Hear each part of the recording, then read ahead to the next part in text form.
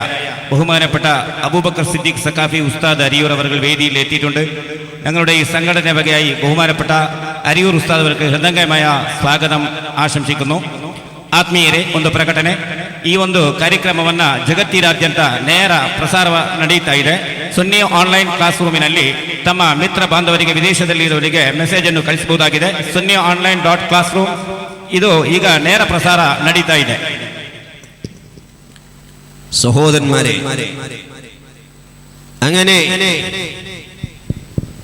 അവിടുത്തെ ശിഷ്യന്മാരുടെ കൂട്ടത്തിൽ വിലായത്ത് ലഭിച്ച ഒരുപാട് മഹാന്മാരുണ്ട്, ഒരുപാട് വലിയ പണ്ഡിതന്മാരുണ്ട്. ബേക്കൽ ഉസ്താദിനെ പോലെയുള്ള, എന്നെ ഉസ്താദിനെ പോലെയുള്ള, പൂഞ്ചാലക്കട്ട ഉസ്താദിനെ പോലെയുള്ള ഒരുപാട് പ്രഗത്ഭരായ പണ്ഡിതന്മാർ മഹാനായ താജുൽ ഉലമയുടെ ശിഷ്യഗണങ്ങളിലുണ്ട്. ആ ഒരുപാട് ശിഷ്യഗണങ്ങളെ ഉണ്ടാക്കുവാനും പരിശുദ്ധ ഇസ്ലാമിന് വേണ്ടി ഒരുപാട് കാലം നേതൃത്വം നൽകുകയും സുന്നത്ത് ജമാഅത്തിന് വേണ്ടി കഠിനാധ്വാനം ചെയ്യുകയും ഇൽമിലും അതുപോലെ അമലിലുമായി ജീവിച്ചുകൊണ്ട് മരിച്ചുപോയ ബഹുമാനപ്പെട്ട താജുൽ ഉലമ അല്ലാഹു അവിടുത്തെ ദറജ ഉയർത്തി കൊടുക്കുമാറാകട്ടെ.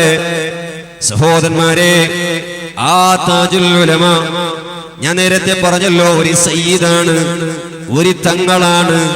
സാധാരണ ഒരു തങ്ങളല്ല, സാധാരണ ഒരു തങ്ങളല്ലല്ലോ. നബി സല്ലല്ലാഹു അലൈഹി വസല്ലമ തങ്ങൾ അഹ്ലുൽ ബൈത്തിനെ സംബന്ധിച്ച് ഒരുപാട് നിർദ്ദേശങ്ങൾ നമുക്ക് നൽകിയിട്ടുണ്ട്. അഹ്ലുൽ ബൈത്തിനെ സംബന്ധിച്ച് ഒരുപാട് ഇമാമിങ്ങൾ പ്രത്യേകമായ ഗ്രന്ഥങ്ങൾ തന്നെ രചിച്ചിട്ടുണ്ട്. ഒരുപാട് കിതാബുകൾ തന്നെ നമുക്ക് ആ വിഷയത്തിൽ കാണാൻ കഴിയും. ഞാൻ അതൊക്കെ വിശദമായി പറയാൻ ഉദ്ദേശിക്കുന്നില്ല. നബി സല്ലല്ലാഹു അലൈഹി വസല്ലമ തങ്ങൾ പറഞ്ഞു, ജനങ്ങളെ വിളിച്ചുകൊണ്ട് പറഞ്ഞു, അയ്യുഹന്നാസ്, ഓ ജനങ്ങളെ, മൻ അബ്ഗളനാ അഹ്ലൽ ബൈത്ത്, ആരെങ്കിലും നമ്മളോട് അഥവാ അഹ്ലു ബൈത്തിനോട് വെറുപ്പ് കാണിക്കുന്നു എങ്കിൽ, അവരോട് ഹൃദയത്തിൽ വൈരാഗ്യങ്ങൾ വെച്ച് പുലർത്തുന്നു എങ്കിൽ, അല്ലാഹുവിന്റെ റസൂൽ പറഞ്ഞു, ഹശറഹുല്ലാഹു യൗമൽ ഖിയാമത്തി യഹൂദിയാ. ഇമാം തബറാനി റളിയല്ലാഹു അൻഹു റിപ്പോർട്ട് ചെയ്ത ഹദീസിലാണ് അല്ലാഹുവിന്റെ റസൂൽ പറഞ്ഞു, അവൻ ഈ ലോകത്ത് നിന്ന് വിട പറഞ്ഞുകൊണ്ട് മരിച്ചു പോയാൽ പരലോകത്ത് വെച്ചുകൊണ്ട് അവനെ ഒരുമിച്ച് കൂട്ടുന്നത് ആരെ കൂടെയാണ്? എങ്ങനെയാണ് അവരെ ഒരുമിച്ച് കൂട്ടുന്നത്? ഹശറഹുല്ലാഹു യഹൂദിയാ, അവനെ അല്ലാഹു തആല യഹൂദിയായി നാളെ ഖിയാമത്ത് നാളിൽ യാത്രയാക്കുന്നതാണ്, ഒരുമിച്ച് കൂട്ടുന്നതാണ്. നബി സല്ലല്ലാഹു അലൈഹി വസല്ലമ തങ്ങൾ പറയുകയാണ്, എന്റെ പ്രിയപ്പെട്ടവരെ, ഈ ഒരൊറ്റൊരു ഹദീസ് നമുക്ക് മതി അഹ്ലുൽ ബൈത്തിന്റെ ബഹുമാനം മനസ്സിലാക്കുവാനും അഹ്ലുൽ ബൈത്തിനെ നാം എത്രമാത്രം ബഹുമാനിക്കണം, ആദരിക്കണം എന്നതിരിക്ക് ഈ ഒരൊറ്റൊരു ഹദീസ് നമുക്ക് മതി.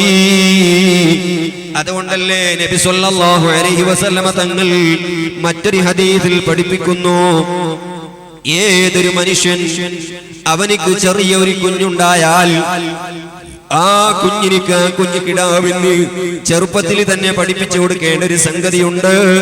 അദ്ദിബൂ ഔലാദകും സലാസ ഖിസ്വാൽ, നിങ്ങളുടെ മക്കൾക്ക് 3 സംഗതികൾ പഠിപ്പിച്ചു കൊടുക്കണം. അവർക്ക് 3 വിഷയത്തിൽ മര്യാദ പഠിപ്പിച്ചു കൊടുക്കണം. ഒന്നാമത്തത് ഹുബ്ബ നബീക്കും, നിങ്ങളുടെ പ്രവാചകനെ സംബന്ധിച്ച് സ്നേഹിക്കുവാനും ആ പ്രവാചകനോടുള്ള മഹബ്ബത്ത് നിങ്ങളെ കുഞ്ഞുങ്ങൾക്ക് നിങ്ങൾ പഠിപ്പിച്ചു കൊടുക്കണേ. ചെറിയ കുട്ടികൾക്ക് അല്ലാഹുവിന്റെ റസൂലിനെ സ്നേഹിക്കുവാനും ഹബീബിനെ മഹബ്ബത്ത് വെക്കുവാനും നാം കുട്ടികൾക്ക് പഠിപ്പിക്കണമെന്ന് പൊന്നാര ഹബീബ് മുഹമ്മദ് മുസ്തഫ സല്ലല്ലാഹു അലൈഹി വസല്ലമ തങ്ങൾ നമുക്ക് പഠിപ്പിച്ചു തരുന്നു. അഹ്ലു ബൈത്തിനോട് നബി സല്ലല്ലാഹു അലൈഹി വസല്ലമ തങ്ങളോടുള്ള മഹബ്ബത്ത് വളരെ വിശാലമാണ്. ഞാൻ അതിലേക്കൊന്നും അതിന്റെ വിവരണങ്ങളിലേക്ക് ഞാൻ കിടക്കുന്നില്ല. അല്ലാഹുവിന്റെ റസൂലിന്റെ മഹബ്ബത്ത്, ആ മഹബ്ബത്തിന്റെ ഭാഗങ്ങളിൽ പെട്ടതാണ് അവിടുത്തെ മദ്ഹുകൾ ചൊല്ലുക, ത്വാലഅൽ ബദ്റു ചൊല്ലുക, മൗലിദുകൾ ഓതുക, ബുർദവോ പാടുക. അങ്ങനെ തുടങ്ങിയത് അത് മുഴുവനും ഹബീബിനോടുള്ള മഹബ്ബത്തിന്റെ ഭാഗമാണ്. അതുകൊണ്ട് കുട്ടികളോട് നിങ്ങൾ ചെറുപ്പത്തിലെ സിനിമയുടെ ഗാനങ്ങൾ പഠിപ്പിക്കുന്നതിന് പകരം, മറ്റേതെങ്കിലും ഇംഗ്ലീഷ് പദ്യങ്ങൾ പഠിപ്പിക്കുന്നതിന് പകരം നിങ്ങളുടെ മക്കൾക്ക് അല്ലാഹുവിന്റെ റസൂലിന്റെ മദ്ഹുകൾ ഉൾക്കൊള്ളുന്ന ത്വാലഅൽ ബദ്റു പഠിപ്പിച്ചോളൂ. അതുപോലെ ബുർദാഇന്റെ വരികൾ കുഞ്ഞുങ്ങൾക്ക് പഠിപ്പിച്ചോ, മങ്കൂസ് മൗലിദുള്ള പദ്യങ്ങൾ പഠിപ്പിച്ചോ. അതെല്ലാം ഹബീബിനോടുള്ള മഹബ്ബത്തിന്റെ ഭാഗമാണ്. അത് പഠിപ്പിക്കണമെന്നാണ് ഹബീബ് മുഹമ്മദ് മുസ്തഫ. രണ്ടാമത് ഹബീബ് സല്ലല്ലാഹു അലൈഹി വസല്ലമ തങ്ങൾ പറയുകയാണ്, വഹുബ്ബ അഹ്ലി ബൈതിഹി വഹുബ്ബ അഹ്ലി ബൈതി, എന്റെ അഹ്ലി ബൈത്തിനോടുള്ള മഹബ്ബത്ത് അതും നിങ്ങൾ നിങ്ങളെ കുഞ്ഞുങ്ങൾക്കുണ്ടാക്കി കൊടുക്കണം. തങ്ങന്മാരോട്, സയ്യിദന്മാരോട് അവരെ സ്നേഹിക്കുവാനും അവരെ ബഹുമാനിക്കുവാനും ആദരിക്കുവാനും നിങ്ങളുടെ മക്കൾക്ക് ചെറുപ്പത്തിൽ തന്നെ പഠിപ്പിക്കണമെന്ന് നബി സല്ലല്ലാഹു അലൈഹി വസല്ലമ തങ്ങൾ പഠിപ്പിക്കുകയാണ്. എന്റെ സ്നേഹിതന്മാരെ, അല്ലാഹുവിന്റെ റസൂലിന്റെ കുടുംബം വലിയ ബഹുമാനമുള്ളവരാണ്. അത് നിസ്കരിക്കാത്തവരാണെങ്കിലും, അല്ലെങ്കിൽ ഒരു കള്ളു കുടിക്കുന്ന തങ്ങളാണെങ്കിൽ, ഫാസിഖായ തങ്ങളാണെങ്കിൽ പോലും അവരെ ബഹുമാനിക്കണമെന്നില്ലേ? ബഹുമാനപ്പെട്ട ശാഫി മദ്ഹബിന്റെ ഏറ്റവും പ്രഗൽഭനായ പണ്ഡിതൻ ബഹുമാനപ്പെട്ട ഇമാം ഇബ്നു ഹജറുൽ ഹൈതമി റളിയല്ലാഹു അൻഹു ഫതാവൽ ഹദീസിൽ എഴുതി വെച്ചിട്ടില്ലേ? അത് എഴുതി വെച്ചത് ഏതെങ്കിലും ഗ്രൂപ്പിലെ പണ്ഡിതനല്ല, കാന്തപുരം ഉസ്താദ് നേതൃത്വം നൽകുന്ന സമസ്തയുടെ പണ്ഡിതനല്ല, അല്ലെങ്കിൽ കേരളത്തിൽ ജീവിച്ച പണ്ഡിതനല്ല. ബഹുമാനപ്പെട്ട സൈനുദ്ദീൻ മഖ്ദൂം തങ്ങളുടെ ഉസ്താദ് അഹ്മദ് ബിൻ ഹജറുൽ ഹൈതമി റളിയല്ലാഹു അൻഹു ഫതാവൽ ഹദീസിൽ പറയുന്നു, എത്ര വലിയ തെറ്റുകുറ്റങ്ങൾ ചെയ്യുന്ന തങ്ങളാണെങ്കിലും ആ തങ്ങന്മാരെ നിസ്സാരപ്പെടുത്തുവാനോ തരം താഴ്ത്തുവാനോ മോശമായി സംസാരിക്കുവാനോ ഒരിക്കലും പാടുള്ളതല്ല. പക്ഷേ അങ്ങനെ ഉണ്ടാകണമെങ്കിൽ എന്ത് വേണം? നമ്മുടെ മാതാപിതാക്കൾ ശരി വേണം. കാരണം കുട്ടികൾക്ക് ചെറുപ്പത്തിൽ തന്നെ അഹ്ലു ബൈത്തിന്റെ മഹബ്ബത്തും ബഹുമാനവും ഉണ്ടാക്കി കൊടുത്താലല്ലേ ആ കുട്ടികൾ ആ വഴിക്ക് നീങ്ങുള്ളൂ. മാതാപിതാക്കളുടെ കഥ അതിനേക്കാൾ അപ്പുറമാണെങ്കിൽ ഇനി ഈ കുട്ടികൾ അതേ ശൈലിയായിരിക്കുമല്ലോ. അപ്പോൾ എന്റെ സഹോദരന്മാരെ, നാം വളരെ ശ്രദ്ധിക്കേണ്ട ഒരു വിഷയമാണ്. എന്താണത്? അഹ്ലു ബൈത്ത് അവരെ ബഹുമാനിക്കണം, ആദരിക്കണം. ആദരിക്കാത്തവരെ സംബന്ധിച്ച് അതുകൊണ്ടുണ്ടാകുന്ന നഷ്ടങ്ങളും ബുദ്ധിമുട്ടുകളും എന്തൊക്കെയാണെന്ന് ഒരുപാട് ഹദീസുകളിലുണ്ട്. അതൊക്കെ പറഞ്ഞ് ഇവിടെ പരത്താൻ സമയമില്ല.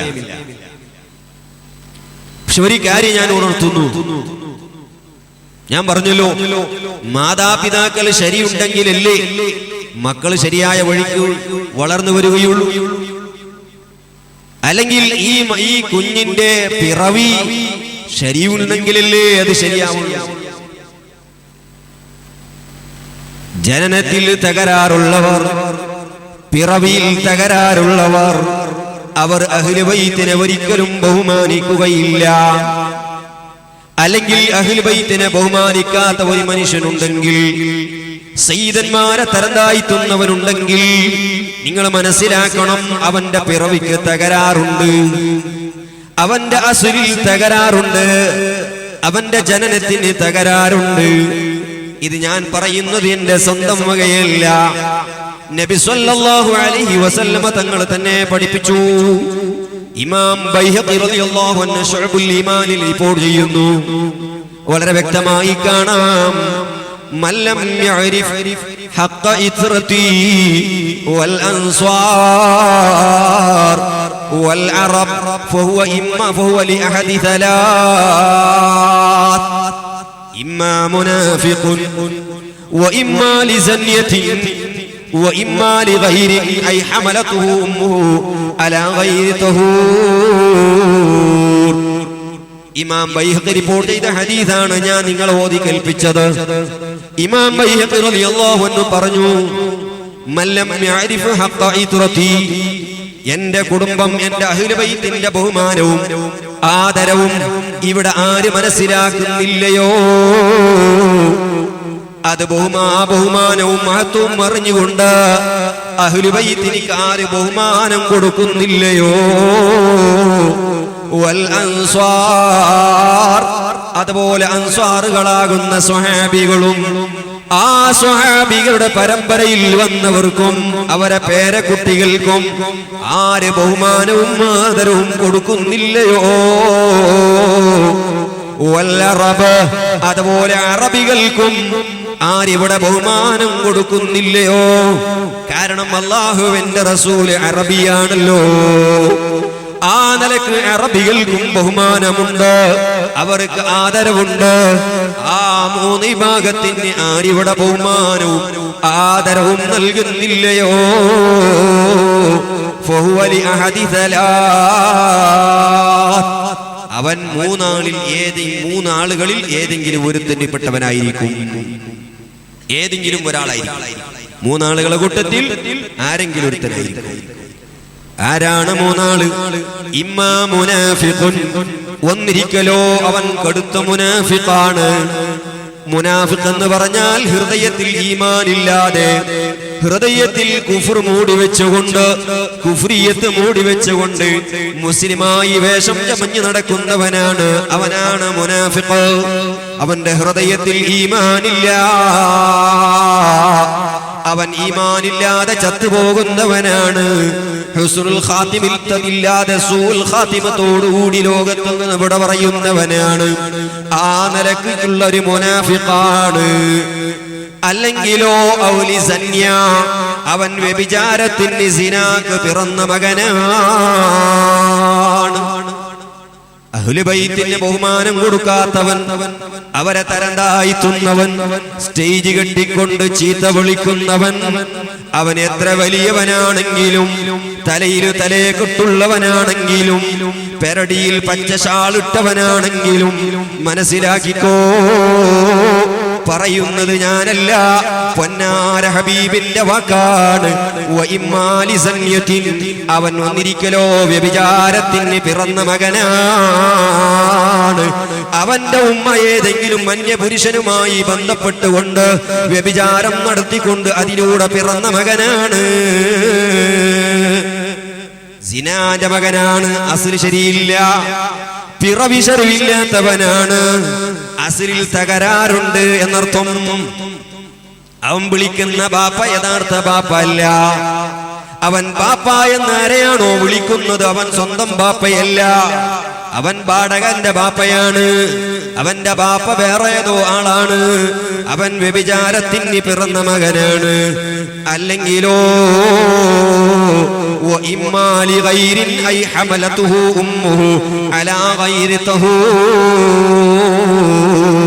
അല്ലെങ്കിൽ അവന്റെ ഉമ്മാക്ക് ഹൈലുള്ള സമയത്ത് അവന്റെ ബാപ്പ ബന്ധപ്പെട്ടുകൊണ്ട് അതിലൂടെ ഗർഭം ധരിച്ച് പിറന്ന മകനാണ്. ഹൈലുള്ള സമയത്ത് ഉമ്മയുമായി ബന്ധപ്പെട്ടു, അതിലൂടെ ഗർഭം ധരിച്ചു, അതിലൂടെ ജനിച്ച മോനാണ് അവൻ. ആര്? അഹ്ലു ബൈത്തിനെ തെറി വിളിക്കുന്ന ജനങ്ങൾ, തങ്ങമാരെ ചീത്ത വിളിക്കുന്നവർ, അവരെ പറ്റി മോശമായി സംസാരിക്കുന്നവർ ഒന്നിരിക്കലോ കടുകടുത്ത മുനാഫിഖാണ്, അല്ലെങ്കിൽ വ്യഭിചാരത്തിന്റെ മകനാണ്, അല്ലെങ്കിലോ അവന്റെ ഉമ്മാക്ക് ശുദ്ധിയില്ലാത്ത ഹൈദുള്ള സമയത്ത് ബാപ്പ ബന്ധപ്പെട്ടുകൊണ്ട് അതിലൂടെ ജനിച്ച മോനാണ്.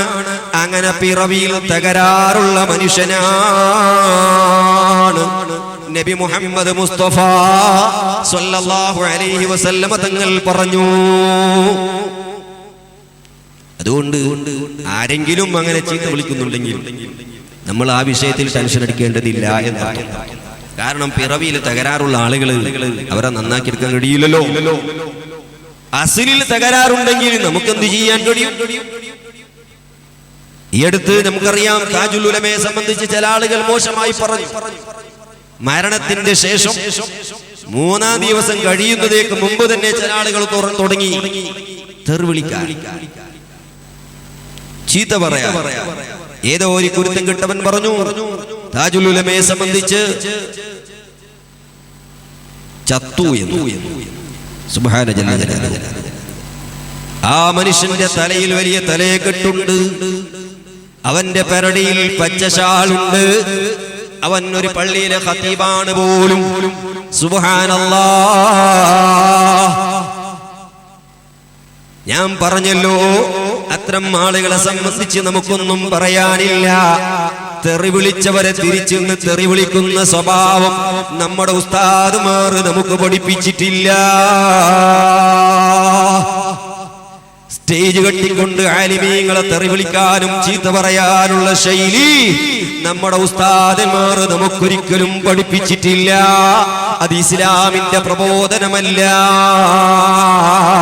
അത് ജനങ്ങളെ തിന്മയിലേക്ക് കൊണ്ടുപോകുന്ന ഏർപ്പാടുകളാണ്.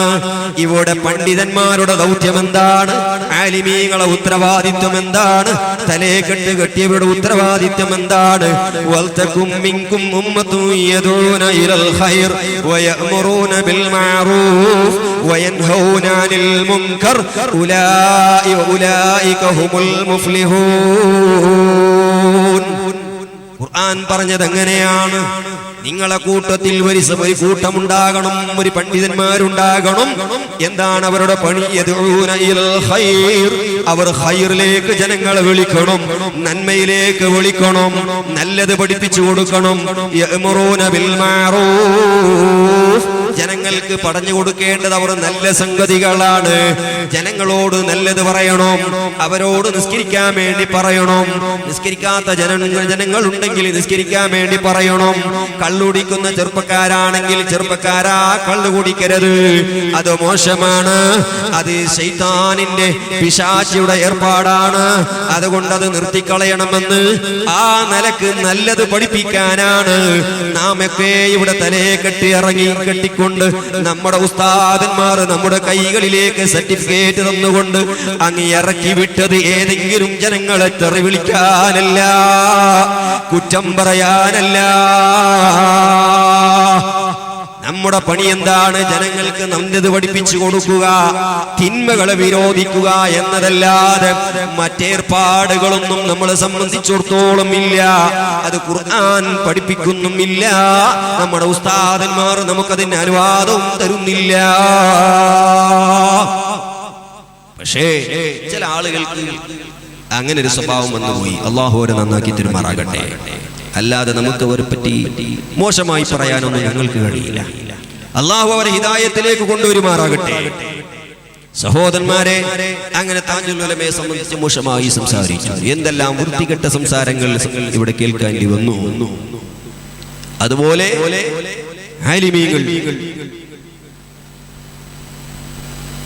ആലിമീങ്ങളെയും നബി സല്ലല്ലാഹു അലൈഹി വസല്ലമ തങ്ങളുടെ ആധാറുകളുമായി സുബ്ഹാനല്ലാഹ്, ഈ അടുത്ത ഏതാനും ചില ദിവസങ്ങളിൽ, ഒരു മാസത്തിന്റെ ഇടയിൽ നമ്മൾ എന്തെല്ലാം കേൾക്കേണ്ടി വന്നു.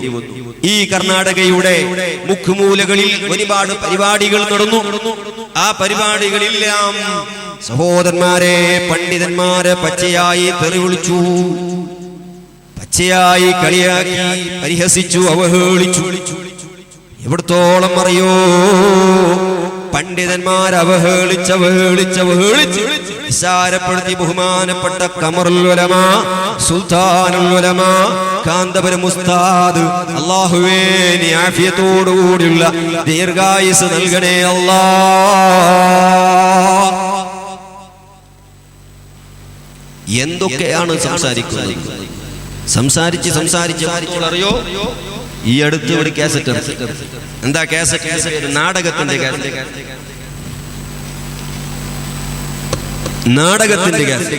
ആ കാസറ്റിന്റെ പേരാണ് ഒടുക്കത്തെ മുസീബത്ത്. അത് അവരുടെ ഒടുക്കത്തെ മുസീബത്ത് തന്നെ ആയിരിക്കും എന്നാണ് ഞാൻ മനസ്സിലാക്കുന്നത്. ഒടുക്കത്തെ മുസീബത്ത് എന്നാണ് നാടകത്തിന്റെ പേര്. ആ നാടകത്തിൽ കാന്തപുരം ഉസ്താദിനെ കളിയാക്കുന്നത് നാടകം കളിച്ചുകൊണ്ട് ഇതിൽ ഇസ്ലാമിന്റെ പേരിൽ അറിയപ്പെടുന്ന ആളുകളാ. ഏതെങ്കിലും തമ്മാടികൾ ഏതെങ്കിലും സാധാരണക്കാരല്ല ചെയ്യുന്നത്, നാടന്മാരല്ല ചെയ്യുന്നത്. പിന്നെ അവരുടെ പ്രബോധന രംഗത്തൊക്കെ പ്രവർത്തിച്ചു കൊണ്ടിരിക്കുന്ന ആള് കാന്തപുരം ഉസ്താദിനെ കളിയാക്കിക്കൊണ്ട് നാടകം നടക്കും. ഒടുക്കത്തെ മുസീബത്ത് പോലും. ഞാൻ അതിന്റെ ചില ഭാഗങ്ങൾ നിങ്ങൾക്ക് കാണിക്കാം.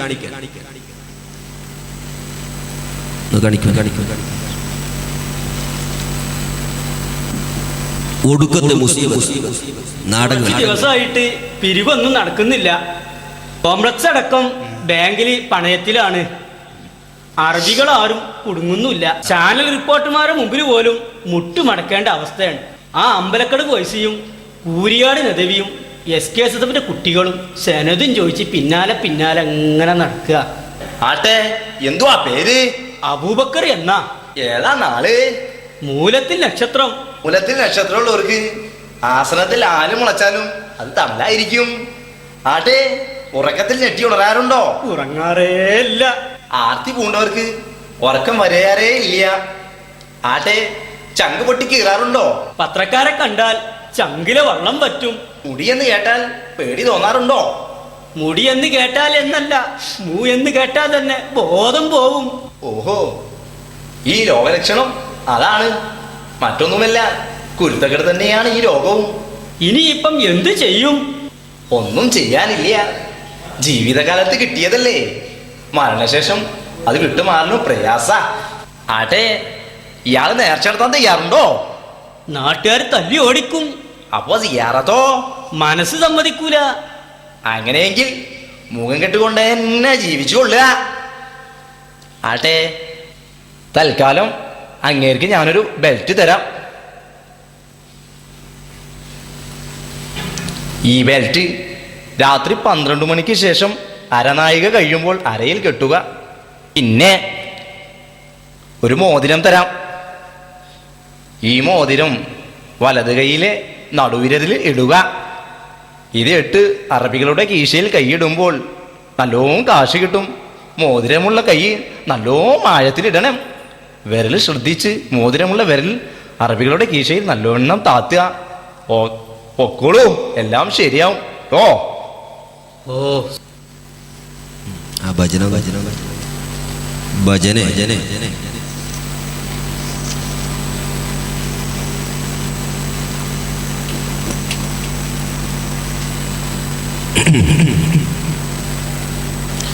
ഒരു ഭജന ഇതൊക്കെ ഇസ്ലാമിന്റെ പ്രബോധനം പോലും. ഇവരൊക്കെ സുന്നത്തി ജമാഅത്തിന്റെ ആളുകളാണ്. നാടകത്തിന്റെ CD ഇറക്കിയിട്ട്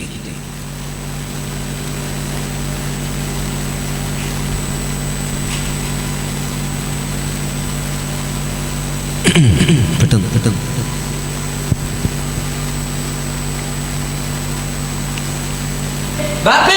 എന്താ മോന്? നിങ്ങളിത് കണ്ടോ? എന്തേ?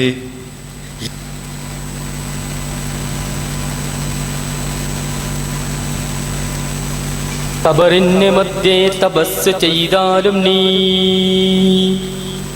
പാപഗുണ്ടത്തിൻ പ്രതിക്രിയയാകുമോ? ആഹാ, താൻ ചെയ്ത തെറ്റുകളേറ്റി പറഞ്ഞിട്ട് ഖേദിച്ചു വന്നോളു സമസ്തയിൽ. ഇനിയൊട്ടുമേ പാര പണിയില്ല, ഒരു നാളും കളവില്ല, വഞ്ചന ചെയ്യുകില്ല. താൻ ചെയ്ത തെറ്റുകളേറ്റി പറഞ്ഞിട്ട് ലാസ്റ്റ്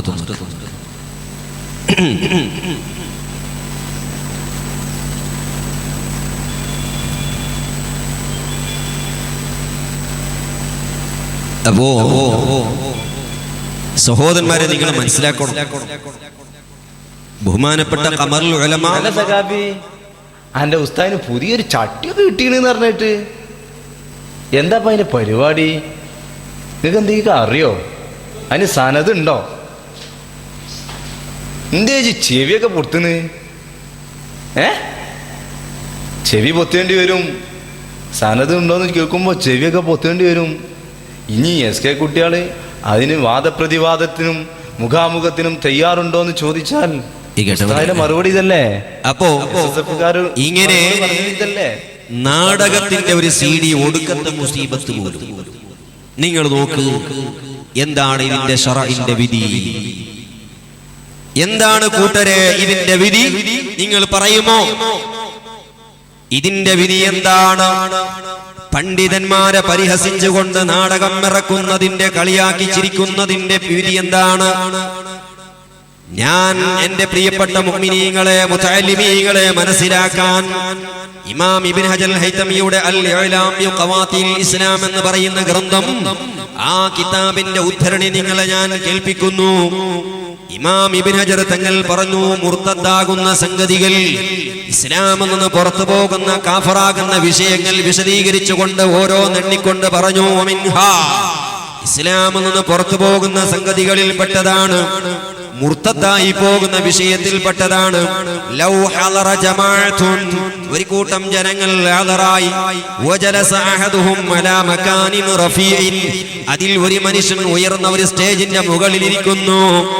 എന്തിന്? തശ്ബീഹം ബിൽ മുദക്കിരീൻ, വഅദ് പറയുന്ന വായിദീങ്ങളെ വേഷം കെട്ടിക്കൊണ്ട് സ്റ്റേജിൽ അദ്ദേഹം നിൽക്കുകയാണ്. അഥവാ വഅദ് പറയുന്ന ഉസ്താദിനെ പരിഹസിച്ചുകൊണ്ട് സ്റ്റേജിൽ നിൽക്കുന്നു. ഫസഅലുൽ മസായില, അതാ താഴെ നിൽക്കുന്ന ജനങ്ങൾ അവനോട് മസ്അലകൾ ചോദിക്കുന്നു, തമാശന്റെ രീതിയിൽ കളിയാക്കിക്കൊണ്ട്. വഹും യൽഹഖൂൻ, അവരെല്ലാം ഇങ്ങനെ ചിരിക്കുകയാണ്, പരിഹസിച്ചുകൊണ്ട് കളിയാക്കി ചിരിക്കുകയാണ്. തുമ്മ യദ്രിബൂനഹു ബിൽ മിജ്റാഫ്, പിന്നെ അവസാനം അവതാ ഒരു ജനങ്ങളൊക്കെ ചേർന്ന് ഒരു ചൂലുകൊണ്ട് അവനെ അടിക്കുകയാണ്. അതല്ലെങ്കിലോ ഔ തശബ്ബഹ ബിൽ മുഅല്ലിമീൻ, ഒരു മുഅല്ലിമിന്റെ വേഷം കെട്ടുന്നു ഒരാള്, മുഅല്ലിമിന്റെ വേഷം ധരിക്കുന്നു പരിഹസിക്കാൻ. ഫഅഖദ ഖശ്ഖശ്ബതൻ, അങ്ങനെ ഒരു ബടി കഷ്ണം, ഒരു ബടി പിടിക്കുന്നു. വജലസൽ ഖൗമു ഹൗലഹു കസ്ബിയാൻ, ജനങ്ങളൊക്കെ ചുറ്റുഭാഗത്ത് ഇങ്ങനെ അവന്റെ ചുറ്റുഭാഗത്തിരിക്കുകയാണ്. ഫളഹിഖൂ, അവർ ചിരിക്കുന്നു. വസ്തഹ്സഊ, അവർ കളിയാക്കുന്നു. ആ നിലക്ക് മുഅല്ലിമീങ്ങളെ കളിയാക്കിക്കൊണ്ട്, അതുപോലെ വഅദ് പറയുന്ന ഉസ്താദിനെ കളിയാക്കിക്കൊണ്ട്, വേഷം ധരിച്ച് കളിയാക്കുന്ന ഏർപ്പാട് ഇസ്ലാമിൽ പുറത്തു പോകുന്ന, മുർത്തദ്ദാക്കി കളയുന്ന ഏർപ്പാടാണ്. ആരാ പറയുന്നത്? ഇമാം ഇബ്നു ഹജർ ഹൈതമി റളിയല്ലാഹു അൻഹു അവിടുത്തെ ഗ്രന്ഥത്തിൽ രേഖപ്പെടുത്തി.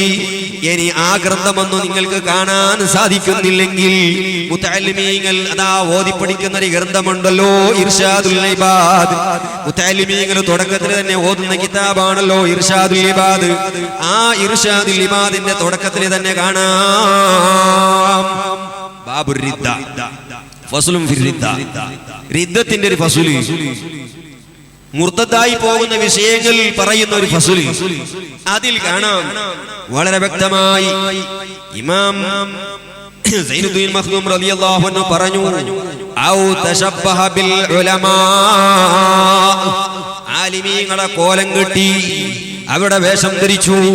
അവിൽ ഉആൽ, അല്ലെങ്കിൽ വഅദ് പറയുന്ന ജനങ്ങൾക്കുള്ള ഒരു വഅദ് പറയുന്ന ഉസ്താദിന്റെ വേഷം കെട്ടി. അവിൽ മുഅല്ലിമീൻ, അല്ലെങ്കിൽ മുഅല്ലിമീങ്ങളുടെ വേഷം കെട്ടി. ഹലാ ഹയ്യത്തിൻ മുസ്രിയത്തിൻ, അവരെ പരിഹസിക്കുന്ന വേഷത്തിൽ, കോലത്തിൽ. മുഅല്ലിമീങ്ങളുടെയോ വഅദ് പറയുന്ന ഉസ്താദിന്റെയോ പണ്ഡിതന്മാരുടെ വേഷം കെട്ടി. ബിഹദ്റതി ജമാഅത്തിൻ, ഒരു കൂട്ടം ജനങ്ങളുടെ മുന്നിൽ. ഹത്താ യൽഹഖൂ, ജനങ്ങൾ ചിരിക്കാൻ. ഔ യൽഅബൂ, അല്ലെങ്കിൽ അവരെ കൊണ്ട് കളിക്കാൻ, പരിഹസിക്കാൻ. ഇസ്തിഗ്ഫാഫൻ, പണ്ഡിതന്മാരെ തരംതാഴ്ത്താനും അവരെ നിസ്സാരപ്പെടുത്താനും അവരെ അവഗണിക്കാനും പണ്ഡിതന്മാരുടെ വേഷം കൊട്ടിക്കൊണ്ട് ജനങ്ങളെ ചിരിക്കുന്ന നിലക്കുള്ള നാടകം കളിക്കൽ, അത് ഇസ്ലാമിൽ നിന്ന് പുറത്താക്കി കളയുന്ന റിദ്ദത്തിന്റെ സബബാണ്, മുർത്തദ്ദായി പോകുന്ന ഏർപ്പാടാണ്. അതല്ലേ ഇവരിവിടെ ചെയ്യുന്നത്? മുർത്തദ്ദായി പോകുന്ന ഏർപ്പാടുകളല്ലേ ഇവർ ചെയ്തു കൂട്ടിയത്? എന്നിട്ടോ ഈ CD വിൽക്കുന്നത് ഇവരുടെ വലിയ സമ്മേളനങ്ങളിലാണ്. 60ഉം 25ഉം 80ഉം ഒക്കെ പറയുന്നുണ്ടല്ലോ. സംഗതി 25 വയസ്സുള്ള ചെറുപ്പക്കാരന് യുവക്കനിക്ക് മുതുക്കണപ്പട്ട എന്ന് പറഞ്ഞ മാതിരി 25 വയസ്സുള്ള ചെറുപ്പക്കാരന് 60 വയസ്സുള്ള ആളെ തലയെക്കെട്ട് കെട്ടിയതാ ഇരിക്കട്ടെ ഏതെന്നാലും. അപ്പൊ അത്തരം പരിപാടികളിൽ ഈ സീഡികൾ വിൽപ്പന ചെയ്യുന്നു. ഏത് സീഡി? മുർത്തദായി പോകുന്ന സംഗതികൾ ചെയ്ത്, ഇസ്ലാമിൽ നിന്ന് പുറത്തു പോകുന്ന കാഫറാകുന്ന ഏർപ്പാടുകൾ ചെയ്ത് ഇവര് സീഡി വിൽപ്പന ചെയ്യുകയാ. എന്നിട്ട് അതിന് ദ്വാരക്കും ചെയ്യുന്നുണ്ട്. സുബ്ഹാന ജല്ല ജലാലു. നാടകം കളിച്ചിട്ട് നാടകത്തിന്റെ സ്റ്റേജിൽ ഒരു ദ്വാ. ഇനിയിപ്പോ നിങ്ങൾ കളിക്കാത്ത എന്താ? എവിടെ എത്തി കൂട്ടരെ നിങ്ങളുടെ കഥ? ഞങ്ങൾ നിങ്ങൾ ആക്ഷേപിക്കാൻ വേണ്ടി പറയല്ല, ഖേദത്തോടെ പറയുകയാ. ഈ നിലക്ക് പോയാൽ എവിടെ എത്തും ഈ പ്രസ്ഥാനം? ജനങ്ങൾ എവിടെ എത്തും? ഇങ്ങനെയാണോ ഇസ്ലാമിന്റെ പ്രബോധനം? ഇതാണോ ചെയ്യേണ്ടത്? അതുകൊണ്ട് നന്നായി ആലോചിച്ചോളണം. ഈ സമുദായത്തിനെ നിങ്ങൾ തിന്മയിലേക്ക് കൊണ്ടുപോകരുത്. നമുക്കറിയാം, ഒരുപാട് സമ്മേളനങ്ങൾ നടത്തും. സമ്മേളനം നടത്തുന്നത് സ്വാഗതാർഹമാണ്, ഞങ്ങൾ കുറ്റം പറയുന്നില്ല, നടത്തിക്കൊള്ളണം. ഇസ്ലാമിന്റെ പ്രബോധന പ്രവർത്തനങ്ങളാ. പക്ഷേ അതിൽ നിങ്ങൾ ചെയ്യേണ്ടത് എന്താ? നിങ്ങൾ ചെയ്യേണ്ടത് സാധുക്കളായ വിവരമില്ലാത്ത ജനങ്ങൾക്ക് എന്തെങ്കിലും ഇൽമുണ്ടാക്കി കൊടുക്കണം. തെറ്റിലായി ജീവിക്കുന്ന യുവ സമുദായത്തിനെ, ഈ മുസ്ലിം സമുദായത്തെ നന്മയിലേക്ക് കൊണ്ടുവരണം.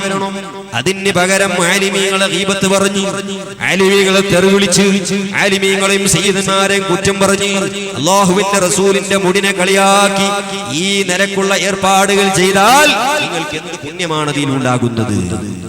അതുകൊണ്ട് എന്ത് നേട്ടമാണ് നിങ്ങൾക്ക് കിട്ടുന്നത്? ഞാൻ ചോദിക്കട്ടെ, 60ാം വാർഷിക സമ്മേളനം കാസർഗോഡിൽ വെച്ചുകൊണ്ട് 3 ദിവസക്കാലം നടത്തി. ആ 3 ദിവസത്തിന്റെ സമ്മേളനത്തിൽ ഏതെങ്കിലും ഒരു നല്ല ഉപദേശം പറയാൻ നിങ്ങൾ സമയം കണ്ടെത്തിയോ? ഈ മുസ്ലിം സമുദായത്തിൽ കഞ്ചാവിന്റെ അടിമകളായി ജീവിക്കുന്ന ചെറുപ്പക്കാരുണ്ട്, മദ്യപാനം കഴിക്കുന്ന ചെറുപ്പക്കാരുണ്ട്, വ്യഭിചാരത്തിന്റെ അടിമകളായവരുണ്ട്, പലിശക്ക് കൊടുക്കുന്നവരും വാങ്ങുന്നവരുമുണ്ട്. അതിനെതിരെ ശബ്ദിക്കാൻ നിങ്ങൾക്ക് സാധിച്ചോ? ചെറുപ്പക്കാരെ, നിങ്ങൾ നിസ്കരിക്കണം, കൃത്യമായി 5 വക്ത് നിസ്കരിക്കണം, പള്ളിയിലേക്ക് ജമാഅത്തിന് പോകണം. അതുപോലെ പലിശ നിങ്ങൾ വാങ്ങരുത്, പലിശ നിങ്ങൾ കൊടുക്കരുത്, കള്ളു കുടിക്കരുത്, വ്യഭിചാരം ചെയ്യരുത്, സിനിമ കാണരുത്. ആ നിലക്കുള്ള നല്ല ഉപദേശം കൊടുക്കുന്നതിന് പകരം പണ്ഡിതന്മാരെ തുറന്ന സ്റ്റേജിൽ ഗീബത്ത് പറഞ്ഞു, അവരെ നമീമത്ത് പറഞ്ഞു. അങ്ങനെ ഇടീ സമ്മേളനങ്ങൾ 3 ദിവസക്കാലം പണ്ഡിതന്മാരെ തെറി വിളിച്ച് ഗീബത്ത് പറഞ്ഞ് ആ അവിടെ കൂടിയ ചെറുപ്പക്കാർ മുഴുവനും നിങ്ങൾ തിന്മയിലേക്കല്ലേ കൊണ്ടുപോയത്? ഇതാണോ പടച്ചവൻ നമ്മോട് പഠിപ്പിക്കുന്നത്? അള്ളാഹുവിന്റെ അടുക്കൽ മറുപടി പറയേണ്ടി വരില്ലേ ഇതിനൊക്കെ? എന്തിന് വേണം? നല്ലതിൽ മത്സരിക്കുക, നല്ലതിന് വേണ്ടി മത്സരിക്കുക, വളരെ സ്വാഗതാർഹമാണ്. ഖൈറായ സംഗതികളിൽ അതിൽ മുസാബഖത്ത് പരിശുദ്ധ ഖുർആൻ തന്നെ പഠിപ്പിച്ചു. സ്വാലിഹായ അഅ്മാലുകളിൽ, സൽക്കർമ്മങ്ങളിൽ മുസാബഖത്ത് പരിശുദ്ധ ഇസ്ലാം പഠിപ്പിക്കുന്നതാണ്, പ്രോത്സാഹിപ്പിക്കുന്നതാണ്. അതിന് പകരം ഗീബത്തുകളും നമീമത്തുകളും ഫസാദുകളും ഫിത്നകളും എന്തിന് പറയുന്നു? സഹോദരന്മാരെ, ഞാൻ നീട്ടിക്കൊണ്ടു പോവുകയല്ല.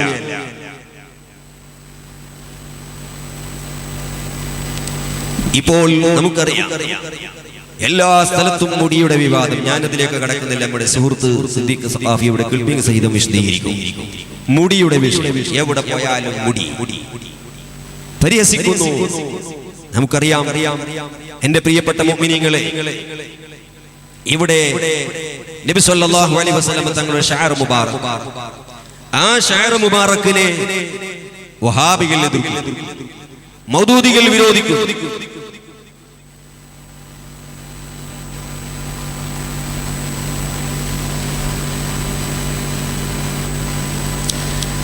അങ്ങനെ നമുക്കവരെ പറ്റി അറിയാമല്ലോ. അവരൊക്കെ എല്ലാത്തിനെയും എതിർക്കുന്നവരാ. അവരെ സംബന്ധിച്ച് സംസാരമില്ല. എന്താണ് അവർ ഇവിടെ ചോദിക്കുന്നത്? വഹാബികളും മൗദൂദികളും ഇതിനെ വിരോധിക്കാൻ കാരണമെന്താ? അത് അവരുടെ ഒരു ഉപ്പാപ്പയുണ്ട്. ആരാണ് ഉപ്പാപ്പ? ഇബ്നു തൈമിയ. ഇബ്നു തൈമിയയാണ് അവർക്ക് എല്ലാ വിഷയത്തിലും വഴി കാണിച്ചു കൊടുത്ത ആള്. ഇസ്തിഗാസന്റെ വിഷയത്തിലും, അതുപോലെ തുടങ്ങി തവസ്സുലിന്റെ വിഷയത്തിലും, ദർഗകളിൽ സിയാറത്ത് ചെയ്യുന്ന വിഷയത്തിലും എല്ലാത്തിലും വഴി കാണിച്ചു കൊടുത്തത് ഇബ്നു തൈമിയ. പേഴ്ചിപോയ 8-ാം നൂറ്റാണ്ടിൽ ജീവിച്ച ഒരുപാട് അയിമ്മത്തുകൾ അദ്ദേഹം കാഫറാണെന്ന് ഫത്വ കൊടുത്തിട്ടുണ്ട്. ഇമാം ഇബ്നു ഹജർ ഹൈതമി റളിയല്ലാഹു അൻഹു അൽ ജൗഹറുൽ മുനല്ലം എന്ന് പറയുന്ന ഗ്രന്ഥത്തിൽ രേഖപ്പെടുത്തിയതായി കാണാം. ആ ഇബ്നു തൈമിയാണ് നബി സല്ലല്ലാഹു അലൈഹി വസല്ലം തങ്ങളുടെ ആധാറുകൾ വിരോധിച്ചത് അദ്ദേഹമാണ്. ഇമാം ബഹുമാനപ്പെട്ട യൂസുഫ് നബ്ഹാനി റഹിമഹുല്ലാഹ് അദ്ദേഹത്തിന്റെ അൽ ജവാഹിറുൽ ബിഹാർ എന്ന് പറയുന്ന ഗ്രന്ഥമാണ്. ആ ഗ്രന്ഥത്തിൽ കാണാം ഇതിനെ വിരോധിച്ചത് ഇബ്നു തൈമിയാണ്. ഏതാണ് അദ്ദേഹം വിരോധിച്ചത്? ഏതിനെയാണ്?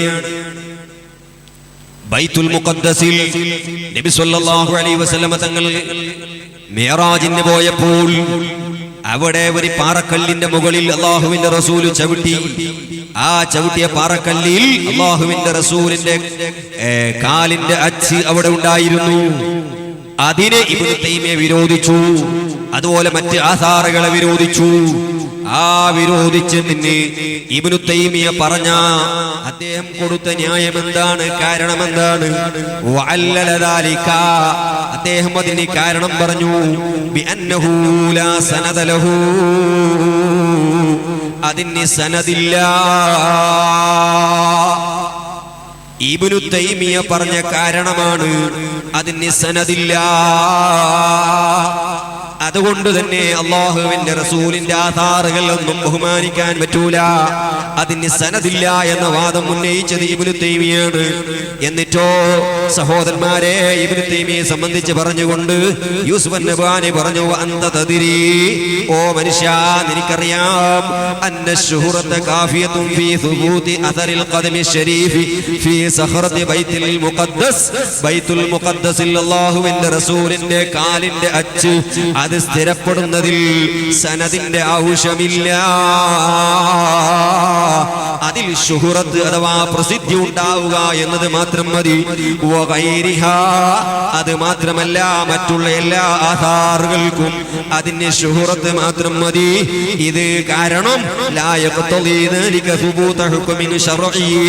അത്തരം സംഗതികളൊന്നും ഇവിടെ ഒരു ശർഈയായ നിയമത്തിന്റെ സ്ത്രീകരത്തിന് സ്ഥിരപ്പെടുത്തൽ അത് തേടുന്നില്ല. മിൻ തഹ്ലീലി ഹറാം വ തഹ്രീമി ഹലാൽ, ഒരു ഹറാമിനെ ഹലാലാക്കലോ ഒരു ഹലാലിനെ ഹറാമാക്കലോ അങ്ങനെ തുടങ്ങി ഒരു ശർഈന്റെ നിയമത്തിന് അതിൽ സ്ഥിരപ്പെടുത്തലില്ല.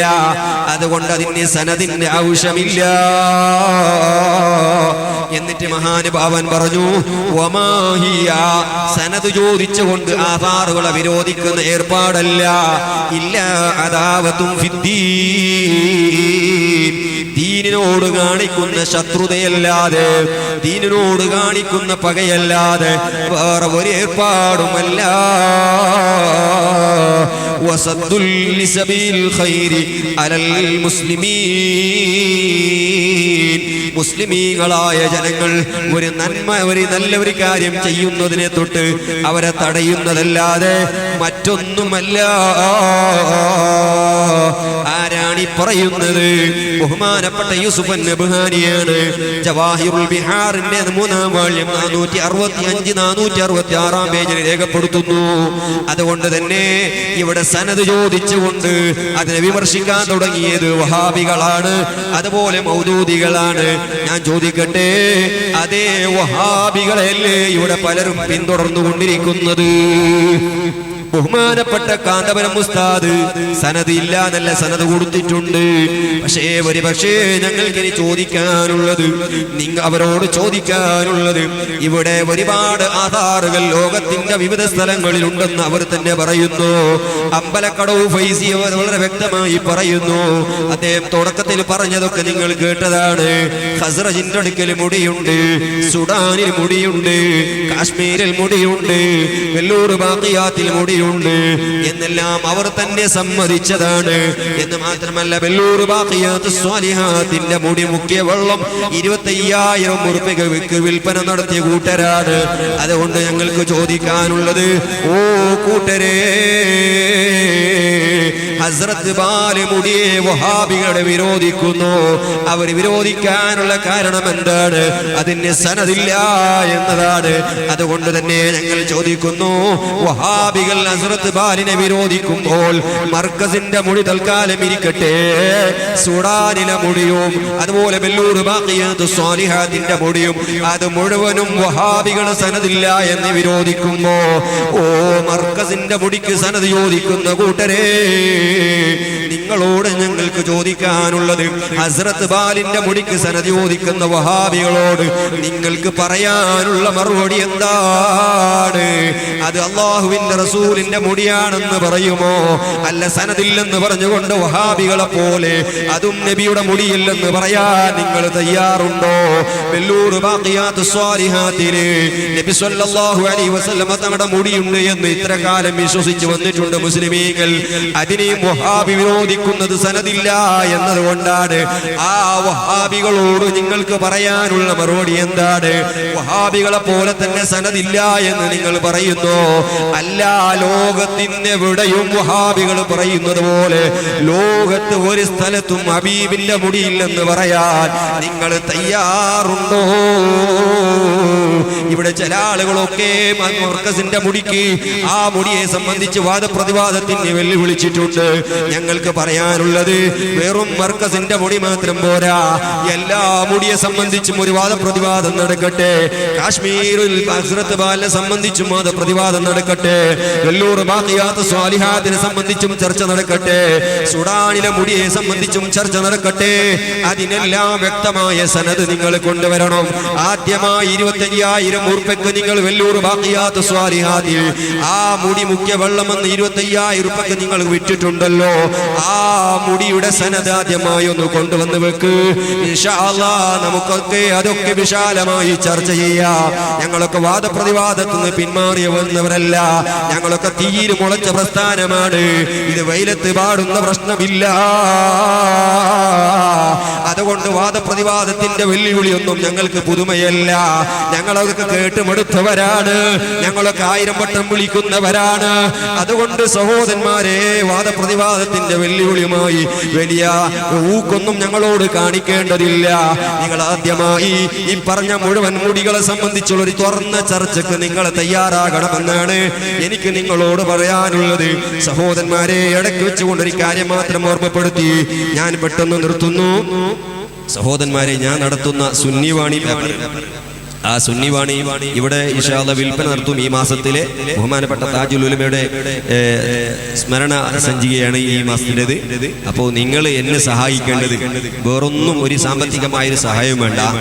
ഈ ഒരു കൂപ്പറുണ്ട്, ഒരു വർഷത്തിലേക്ക് മെമ്പറാക്കുന്ന. ഇതിൽ 10 സെറ്റുകളാണുള്ളത്. 140 രൂപയാണ് ഒരു കൊല്ലത്തിലേക്ക്. അപ്പോൾ ഇവിടെ മദ്രസകളിൽ ജോലി ചെയ്യുന്ന ഉസ്താദുമാരും അതുപോലെ SSFന്റെ പ്രവർത്തകന്മാരും നിങ്ങളുടെ നാടുകളിൽ ഇതിന്റെ ഒരു പുസ്തകം മുത്താലിമിന്റെ കയ്യിലുണ്ട്. ഒരു പുസ്തകം വാങ്ങി അല്ലെങ്കിൽ 2 നിങ്ങൾക്ക് കഴിയുന്നത്ര കൊണ്ടുപോയി മെമ്പർമാരാക്കി എല്ലാ വീടുകളിലേക്കും സുന്നിവാണി പത്രം എത്തിക്കാൻ നിങ്ങൾക്ക് ശ്രമിക്കണം എന്ന് ഓർമ്മപ്പെടുത്തുന്നു. ഞാൻ ചുരുക്കുകയാണ്. സഹോദരന്മാരെ, നമ്മുടെ സിദ്ദീഖ് സഖാഫിയോട് വിശാലമായി സംസാരിക്കാനുണ്ട്. പക്ഷേ ഒരു കാര്യം ഞാൻ ഓർമ്മപ്പെടുത്തുന്നു. ഇവിടെ സനത് ചോദിച്ച് ഒരുപാട് സംഗതികളൊക്കെ, ഒരുപാട് ഒച്ചപ്പാടുകളൊക്കെ ഉണ്ടാക്കി. പക്ഷെ എനിക്കൊരു ഉറപ്പുണ്ട്. എന്താ? ഇവർ നമുക്കറിയാം, ഈ ചരിത്രത്തിൽ, ഇവരുടെ പ്രവർത്തനത്തിന്റെ ചരിത്രത്തിൽ ഏതെങ്കിലും ഒരു വിഷയത്തിൽ ഉറച്ചു നിന്നത് ഇവരുടെ ചരിത്രത്തിലുണ്ടോ? ഏതെങ്കിലും ഒരു വിഷയത്തിൽ ഉറച്ചു നിന്നതുണ്ടോ? ഞാൻ ചോദിക്കട്ടെ കൂട്ടരെ, 2000-ൽ കർണാടകത്തിൽ നടന്ന ഒരു വിവാദമുണ്ട്. നിങ്ങൾക്ക് ഓർമ്മയുണ്ടോ എന്ന് എനിക്കറിയില്ല. റസ്മുൽ ഉസ്മാനിയുമായി നടന്ന ഒരു വിവാദം നിങ്ങൾക്കറിയാം. ആ വിഷയത്തിൽ ഏറ്റവും കൂടുതൽ ഇടപെട്ടത് ഞാനാണ് എന്ന നിലയ്ക്ക് എനിക്ക് വളരെ നല്ല അനുഭവമുണ്ട്. 2000-ൽ റസ്മുൽ ഉസ്മാനിയുമായി ഒരുപാട് വിവാദങ്ങൾ ഉണ്ടാക്കി, കോളിളക്കമുണ്ടാക്കി. ഒരുപാട് പണ്ഡിതന്മാരെ പള്ളികളിൽ നിന്ന് പിരിച്ചുവിടണമെന്ന് പറഞ്ഞു.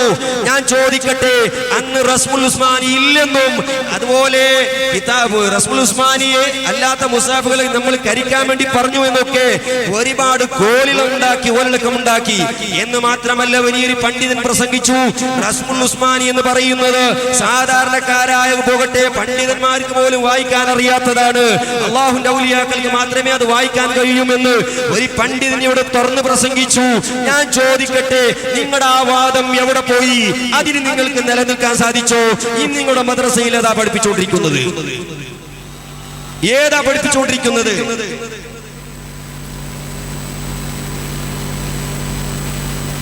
ഈ പുസ്തകം ഏതാണ്? ഈ പുസ്തകം ഏതാ? ഇവരുടെ മദ്രസകളിൽ പഠിപ്പിക്കുന്ന പുസ്തകമാണ്. +1 പുസ്തകമാണ്. തഫ്സീറുൽ ഖുർആനിൽ കരീം ലിസ്സഫിൽ ഹാദി അശർ.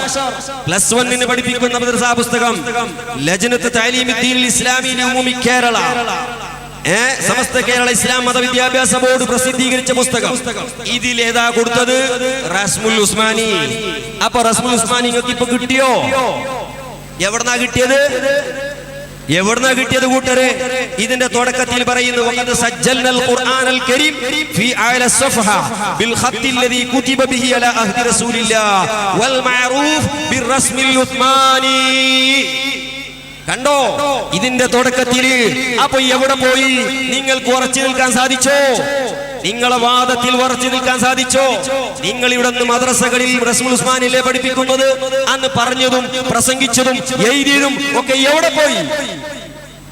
നിങ്ങൾക്കൊരു സംഘത്തിൽ ഉറച്ചിക്കാൻ സാധിച്ചിട്ടുണ്ടോ? ശംസിയാക്കളെ കാഫിറാണെന്ന് ഫത്വ കൊടുത്തു. എന്നിട്ടോ കാസർഗോഡ് കോടതിയിൽ വെച്ചുകൊണ്ട് ഫത്വ തിരിച്ചെടുത്തില്ലേ നിങ്ങൾ? സമസ്ത ഉണ്ടാക്കിക്കൊണ്ട് നമ്മുടെ AP ഉസ്താദിയുടെ താജുൽ ഉലമയുടെ നേതൃത്വത്തിലുള്ള ഈ സമസ്ത ഇന്നേ വരെ ചരിത്രത്തിൽ കൊടുത്ത ഒരു ഫത്വ പിൻവലിച്ചതായി നിങ്ങൾക്ക് കാണിക്കാൻ കഴിയുമോ? അതേ സമയത്ത് നിങ്ങൾ ശംസിയാക്കൾക്കെതിരെ കൊടുത്ത, അവർ കാഫിറുകളാണെന്ന് കൊടുത്ത ഫത്വ അതിന് തിരിച്ചെടുത്തില്ലേ നിങ്ങൾ? ഈ ഗതികേട് വന്നത് ഞങ്ങൾക്കല്ല, നിങ്ങൾക്കാ. അതുകൊണ്ട് കണ്ണിയത്തിന്റെ പ്രാർത്ഥന കൊണ്ട് മുഖം കെട്ടത് ഞങ്ങൾക്കല്ല, അത് നിങ്ങൾക്കാണ് കൂട്ടരെ. ഇത് നന്നായി മനസ്സിലാക്കിക്കോ. ആരിക്കാ ഇത്രക്കും വലിയൊരു നാണക്കേട്? കൊടുത്ത ഫത്വല്ലേ തിരിച്ചെടുത്തത്? ആര്? ജമിയത്തുൽ ഉലമ. ജമിയത്തുൽ ഉലമ കൊടുത്ത ഫത്വനെ തിരിച്ചെടുത്തത് സാധാരണക്കാർ കൊടുത്തതല്ല. ജമിയത്തുൽ ഉലമ കൊടുത്ത ഫത്വ തിരിച്ചെടുത്തു. ഈ ഗതികേട് ഞങ്ങൾക്ക് വന്നോ? ബഹുമാനപ്പെട്ട താജുൽ ഉലമ ഈ അടുത്ത് ഉള്ളാളത്ത് ജുമാ പ്രശ്നം നടന്നു. 2 ജുമാ നടന്നത് ഹറാമാണെന്ന് ഫത്വ കൊടുത്തു. ഞാൻ വെല്ലുവിളിച്ചു, നിങ്ങളുടെ ഖാദിയാരെ വെല്ലുവിളിച്ചു, 1 കോടി രൂപ പ്രഖ്യാപിച്ചു. ഇന്ന് വരെ സ്വീകരിക്കാൻ തയ്യാറായോ? ഇന്നും വെല്ലുവിളി ആവർത്തിക്കുന്നു. നിങ്ങളുടെ കൂട്ടത്തിൽ വല്ല പണ്ഡിതനുണ്ടെങ്കിൽ ഞാൻ കൊടുത്ത വെല്ലുവിളി സ്വീകരിക്കാൻ, ആ വെല്ലുവിളിയെ ഏറ്റെടുക്കാൻ ഒരു ധൈര്യമുള്ള പണ്ഡിതൻ നിങ്ങളുടെ കൂട്ടത്തിലുണ്ടോ? 2 ജുമാ അവിടെ സ്ഥാപിക്കാം. അല്ലെങ്കിൽ നിങ്ങൾ കൊടുത്ത ഫത്വ, നിങ്ങളുടെ ഖാദി കൊടുത്ത ഫത്വ ഇസ്ലാമിന്റെ പ്രമാണങ്ങൾക്ക് അത് അനുയോജ്യമാണെന്ന് സ്ഥിരീകരിക്കാൻ, സമർത്ഥിക്കാൻ കേൾപ്പുള്ള ഒരു പണ്ഡിതൻ നിങ്ങളുടെ കൂട്ടത്തിലുണ്ടോ? ആരാ ഉള്ളത്? ഞാൻ ഇപ്പോഴും ആ വെല്ലുവിളി നിങ്ങളുടെ മുന്നിൽ വെക്കുന്നു. അതുപോലെ മറ്റൊരു വെല്ലുവിളി നടത്തിയിരുന്നു. ജില്ലാ ഖാദിയാണ് ആയിട്ട് ഒരാൾ സമയുന്നുണ്ട്. ജില്ലാ ഖാദിയാണ്. ഞാൻ വളരെ വ്യക്തമായി സുനിവാണിയിൽ എഴുതിയിരുന്നു. ബഹുമാനപ്പെട്ട താജുൽ ഉലമ സൗത്ത് കന്നഡയുടെ 110ഓളം മഹല്ലുകളിൽ ഖാദിയാണ്. അതേസമയത്ത് ജില്ലാ ഖാദിയാണെന്ന് പറയുന്ന ആൾ 10 മഹല്ലുകളിൽ മാത്രം ഖാദിയാണ്. 10 മഹല്ലുകൾ. എന്നിട്ടോ ഈ 10 മഹല്ലിൽ ഖാദി അയാൾ കൊടുക്കുന്നത് ജില്ലാ ഖാദി. അപ്പൊ നിങ്ങൾക്ക് പറ്റിയ ഒരു സംഗതി നമ്മുടെ നാട്ടിക മൂസ മുസ്ലിയാർ എഴുതിയിട്ടുണ്ട്. നാട്ടിക മൂസ മുസ്ലിയാർ ഇത് മാത്രം വായിച്ച് ഞാൻ നാട്ടിക മൂസ മുസ്ലിയാർ ഇയാൾ ഞങ്ങളാളല്ലല്ലോ, ഇവരുടെ സമസ്തയുടെ ആളാണല്ലോ. നാട്ടിക മൂസ മുസ്ലിയാർ എഴുതുന്നത് കണ്ടു. നിങ്ങൾ ശ്രദ്ധിച്ച് കേൾക്കുക. ഒരാള് സ്വയം ജില്ലാ ഖാദിയായി രംഗത്ത് വന്ന ജില്ലാ ഖാദിയായി, വളരെ ശ്രദ്ധിക്കുക. ഒരാള് സ്വയം ജില്ലാ ഖാദിയായി രംഗത്ത് വന്നാൽ സ്വയം പരിഹാസ്യനാവുക മാത്രമേ ഉള്ളൂ. ഇസ്ലാം മത നിയമപ്രകാരം അതിന് ഒരു പരിഗണനയുമില്ല. പ്രസ്തുത ജില്ലയിലെ മുഴുവൻ മുസ്ലിമീങ്ങളും അഥവാ മുഴുവൻ മുസ്ലിമീങ്ങളുടെ പ്രാതിനിധ്യം അവകാശപ്പെടുന്ന പ്രമുഖർ ചേർന്ന് നിയുക്ത മതപണ്ഡിതനെ ജില്ലാ ഖാദിയായി നിശ്ചയിക്കണം. ഇനി കേട്ടോളൂ, ഒരാളെ ജില്ലാ ഖാദിയാക്കണമെങ്കിൽ ആ ജില്ലയിലുള്ള മുഴുവൻ മഹല്ലുകളിലെ മുഴുവൻ ആളുകളോ അല്ലെങ്കിൽ ആ മുഴുവൻ മഹല്ലുകളുടെ പ്രതിനിധികളോ എന്താക്കണം? ബൈഅത്ത് ചെയ്യണം. അതില്ലാതെ ഒരു ജില്ലയിലെ കേവലം 2% മഹല്ലുകൾ പോലും അംഗീകരിക്കുകയോ അറിയുകയോ പോലും ചെയ്യാതെ ജില്ലാ ഖാദി ചമയുന്നവർക്ക് വിഡ്ഢിത്വത്തിനുള്ള നോബൽ സമ്മാനം നൽകാവുന്നതാണ്. ഇതാരാ എഴുതിയത്? ഞങ്ങളല്ല. ഇത് ഞങ്ങൾ എഴുതിയതല്ല. നാട്ടിക പറഞ്ഞത് എന്ന് നാട്ടികയുടെ ലേഖനയുടെ സമാഹാരമാണ് ഈ പുസ്തകം.